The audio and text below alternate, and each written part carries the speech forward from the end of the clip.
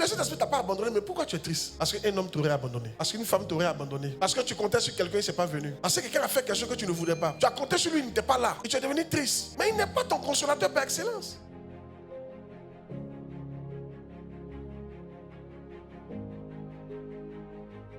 On a oublié que Jésus a donné le Saint-Esprit pour qu'on compte sur lui. Jean chapitre 4, verset 16. Et moi, je prierai le Père et il vous donnera un autre consolateur afin qu'il demeure éternellement avec vous. Aujourd'hui, les hommes comptent sur les hommes. Ton mari n'est pas ton consolateur. Le mari, il est marié. Oui, il va te faire ce qu'il doit te faire.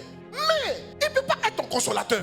Ton épouse n'est pas ta consolatrice. Ton papa n'est pas ton consolateur. Ta maman n'est pas ta consolatrice. Tes amis ne sont pas tes consolateurs. Même ton pasteur, c'est parce que le Saint-Esprit l'utilise qu'il peut t'aider souvent. Sinon, ce n'est pas ton consolateur. Ton consolateur, c'est le Saint-Esprit. La Bible dit malheur celui qui met sa confiance en l'homme. Même certains enfants, on a surestimé le rôle de nos parents dans nos vies. Ton papa n'est pas venu pour que tu réussisses. Il t'a mis au monde. Il prend soin de toi jusqu'à un certain âge. Point barre. Le reste, il faut que tu comptes sur Dieu. Vous avez oublié le consolateur et vous avez maintenant vos cœurs sur les consolateurs humains. Tout autre consolateur ne demeurera pas éternellement avec toi. Les autres t'abandonneront souvent. Le seul qui ne va pas t'abandonner, c'est le Saint-Esprit. Ton papa va t'abandonner souvent. Ta maman va t'abandonner souvent. Ton pasteur va t'abandonner souvent. Ton mari va t'abandonner souvent. Ta femme va t'abandonner souvent. Mais le seul qui va rester, c'est le Saint-Esprit. Tu n'es pas sage si tu mets ta confiance totalement en un homme. Mais je prie que cette année, tu ne fasses pas confiance en l'homme. Il faut faire confiance totalement au Saint-Esprit.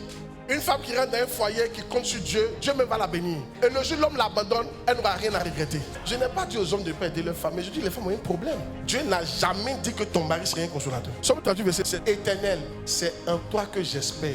C'est en toi que j'espère. Pas en mon mari. Il y a un proverbe qui dit, cabri que tu vois là, il transpire, mais on ne voit pas à cause de ses poils. C'est pas parce que les gens n'expriment pas leur souffrance devant toi que tu vas penser qu'ils vivent rien. L'une des particularités d'un pasteur puis d'un berger, c'est d'encourager des gens qui ont le même problème que lui. Il met pour lui de côté et puis il fait comme s'il n'y a rien. Et puis il t'encourage. Mais il arrive des moments où c'est tellement difficile. Il ne t'explique pas, mais il pleure. Il peut peut-être t'abandonner pendant une semaine. Tu as mis ton cœur dans ton berger, tu as mis ton cœur dans un homme, tu as mis ton cœur dans une femme. Et c'est tout ton problème qui est là. Souvent, même quand j'écoute mon père spirituel, j'ai besoin que le Saint-Esprit me parle dans ce qu'il me dit. Écouter un message, ça ne veut pas dire que Dieu te parle. C'est comme lire la Bible. Tu lis, mais ça ne veut pas dire que Dieu te parle.